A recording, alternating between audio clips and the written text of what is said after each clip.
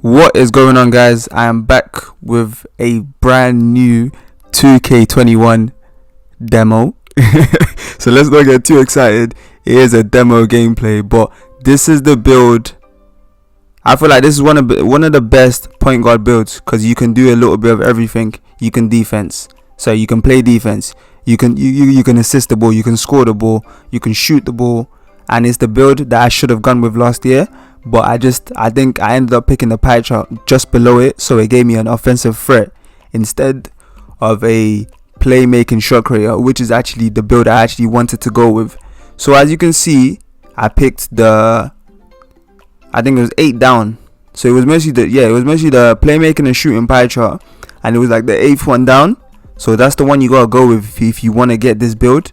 And as you can see, I'm just maxing out my shot close, my drive and layup, my drive and dunk, but I think I do end up taking that drive and dunk a little bit down because I just needed about 6. I was trying to get 8 defense finishing badges, but when I did that, it became a problem because I realized I needed to push my free throws up a little bit, and my free throws, I think I had my free throws at just 64, or no, is that 59? Yeah, I had it at 59. I totally forgot, because I looked at the badges and I saw I've already got 17 shooting badges, so I was like, oh yeah, that's it, that's all the badges I needed. Then I realized, mate, you gotta be able to make a bit of your free throws, mate.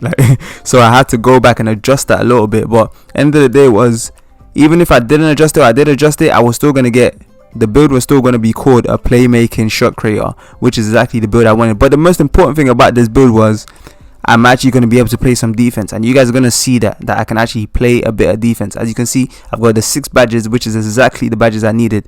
If you guys do remember, my offensive threat only had 1 badge on 2K20, and which was quite a problem because everybody was just blowing by me. I couldn't do anything. I couldn't stop anybody.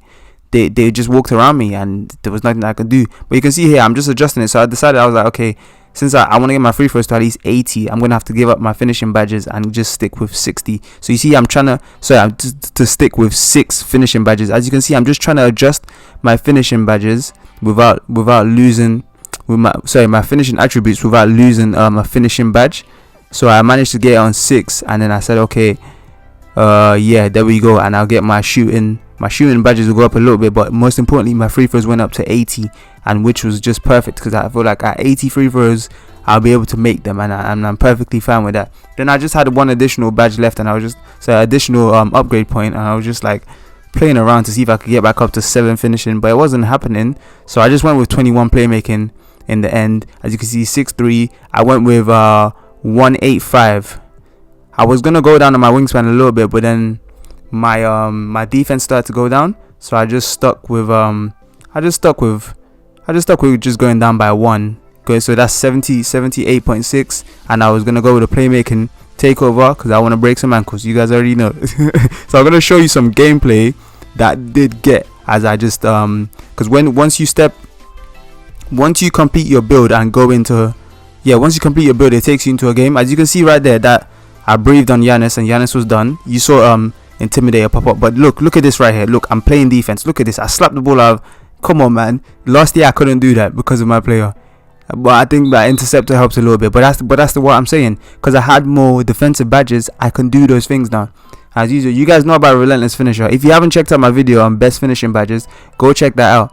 That Relentless Finisher is one of the best finishing badges on 2K in general. Any 2K, like if somehow you play 2K18, I'm telling you, Relentless Finisher is one of the best finishing badges on 2K in general. But yeah, as you can see, I've got that quick first step. I got all of these steps, so I'm checking out the the defense, the stealing, to see if I can do. Look at that, gold clamps. Bledsoe can't go nowhere. Look, I'm locking him up. He had to pass the ball. It's ridiculous. And but yeah, as you guys can see, my playmaking badges and so on. I didn't show you guys my badges, like the badges I went with, but the most important thing was I was just trying to see how the pick and roll was going on with the adjustments on the pick and rolls. It looks like they just go underneath the screen and then try and cover after, which doesn't really make a lot of sense. But this video is coming to an end, guys. If you did enjoy this video, let me know what you enjoyed about the video in the comment section. And don't forget, tough times never last, only tough people last.